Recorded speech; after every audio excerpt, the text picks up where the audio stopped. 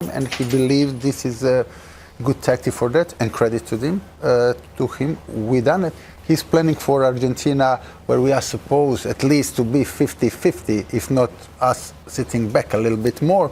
That he's going to change the system, and he's going to play maybe Modric in a hole, like behind the striker. Do you feel there's a lot more to come from Croatia? I mean, they didn't need to do an awful lot more this evening than they did. Yeah, no, I think they'll have to up their game, which they will do. When you're up against better teams like Argentina, it'll just come natural to them. They'll still be pleased tonight, job done, but they'll need improvement, of course, against a really good Argentina team. Yeah, I was really disappointed in the first half with certainly Nigeria, with Croatia as well a little bit, but they will get better. And we saw when the subs came on and they're a class act. They've just got their tactics. First half were a little bit too forward thinking, and they didn't suck up Nigeria out enough. But they're a good side. Fair enough. Nigeria was bad, but look, this was the first game of the World Cup. We didn't have any trouble whatsoever. Scored 2 goals. Yeah. Should have scored a third one. They done nothing. Clean sheet. And to be fair, from these 3 or 4 days of the World Cup, we didn't impress. But who impressed? Yeah. France didn't impress. Denmark didn't impress. Uruguay didn't. Only Russia, with the result 5-0. All the rest. So we done well. Brilliant stuff. First games are only about winning, aren't they? You know, you don't want to leave all your best form here. It's just about winning and getting better. And that's the strength of our side. You know, look, we won the first game against Nigeria, who at least on paper are okay side. And that shows how strong we are. We won 2-0 without any problems, and still we are talking like, Croatia didn't show a lot. They didn't even break sweat tonight. That's good. It's that easy for them. And it's good to see that a penalty decision could be made without VAR. What we mean by that is it would have been automatically checked, but the referee got it absolutely spot on. There is some wrestling going on from Ikon on Mandzukic. Well, Ikon didn't have enough hugs at half-time, so he thought he'd have one on Mandzukic there. What is he doing there? The referee's standing 5 yards away. I mean, I'm all for touch tight, but he's all over him. A definite penalty and a yellow card. I'm pleased he got punished. Lazy defending, cheating. I don't understand why these players don't want to defend properly. It's just a form of cheating, and I'm glad they got punished for it. Yep, and Modric put the penalty away after the goal in the first half. We never saw, that's the Modric penalty, never saw from Nigeria what we hoped, even in those glimpses that we saw in the second half at Wembley, which just maybe suggested what we might get tonight. Yeah, I mean, and Roy said while we were watching the game, he said it's like a friendly, it's like a practice match. They won't get anything from this. They weren't even, and even in the end, I mean, Moses was keeping the ball down near the corner flag. It was 2-0 down. And it was just a bizarre performance for me. No effort gone into or endeavour to try and get any points out of that. I think the reason with the question mark, I also have a question mark about our performance. I think the biggest reason for that, because the both goals didn't come from our great moves. They both goals because the Nigerian players were sloppy. 2 set pieces, and it wasn't even a header or whatever. It was like too sloppy from them. Yeah. It means the next game against Argentina on Thursday, there's a chance to nail down the last 16 place already in game 2. Yeah, to be fair, but considering with the greatest respect to Iceland, if we get a point against Argentina, then with the win against Iceland, we are top of the group. You're very positive. Yeah, no, you're very positive now. Of course I'm positive. Of course I'm positive. I play for good clubs, always positive, not like good attitude to have. No, still tough games ahead from. I know it rolls off the tongue. Just get a draw against Argentina, beat Iceland.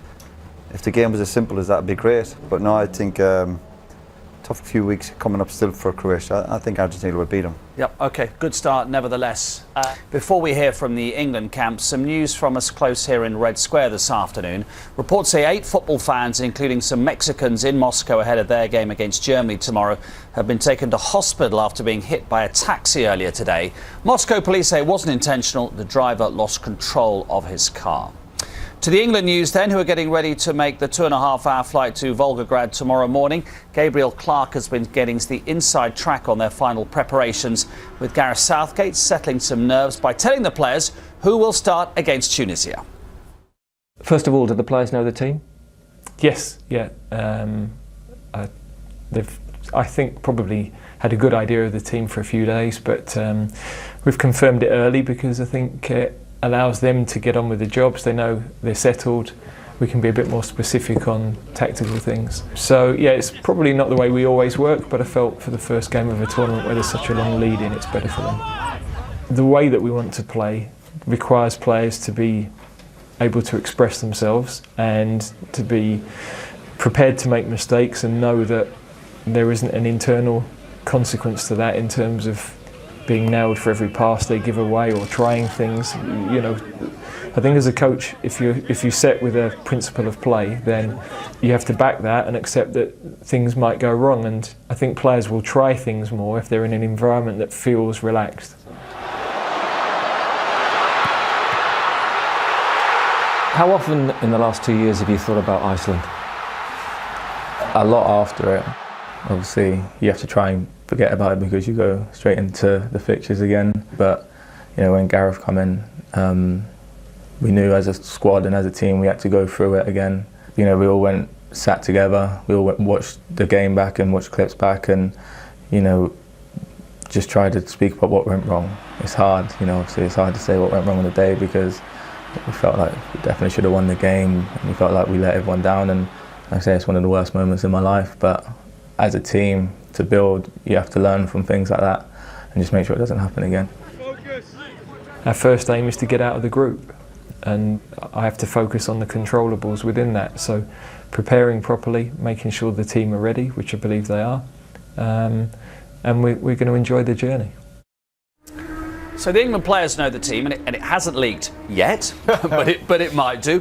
Where do you stand? Because this is in the context of particularly Fabio Capello and South Africa, and the players only knowing a couple of hours before the first game. Where do you stand on how important it is to let the players know in good time or not who's playing? Well, as the manager, obviously Gareth's entitled to name the team when he likes.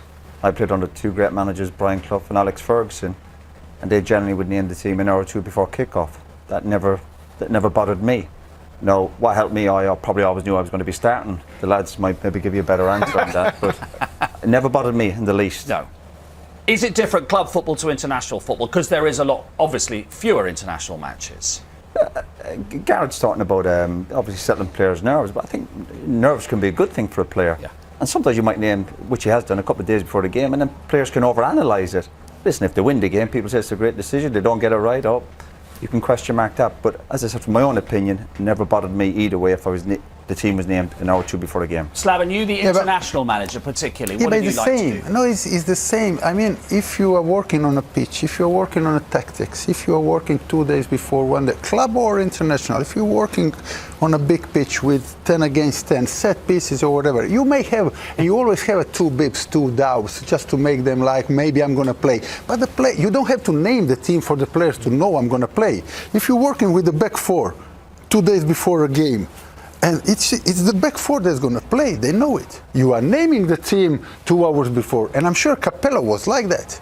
Right. But he was working on the pitch, and if you can't play the whole week 5 against 5, 6 aside or whatever, so they would know. You chuck a couple of rogue ones in just to keep them thinking? Exactly. You deliberately change 2 bibs because you want them all motivated, you know, and all that. But normally 80% of them, even 90%, they know they're going to play. Yeah. Rogue bibs. Yes. Rogue bibs. I used to get a rogue bib every now and again. Where do you stand on that? I think he's right. I think they pretty much know the team anyway. The way the friendlies have gone, there's only maybe 1 or 2 decisions. I think the team know it anyway, and he's just settled the minds of those 2 players who are perhaps going maybe Rose, maybe Maguire, the centre back. Maybe that's the position. The sort of Dyer Henderson position, maybe something like that. I think, yeah, there won't be that many. There'll be 8 of them, 9 of them will know they're playing, and it'll just be the other ones. And so that's what they've got. That's what he's settled the nerves. So I think it's the right decision for the first game. As I said, long lead into the game. You better go, because aren't you? You're flying. Yeah, I'm off. You've got a 1,000-kilometre flight, haven't you, for the Brazil game? Can't wait.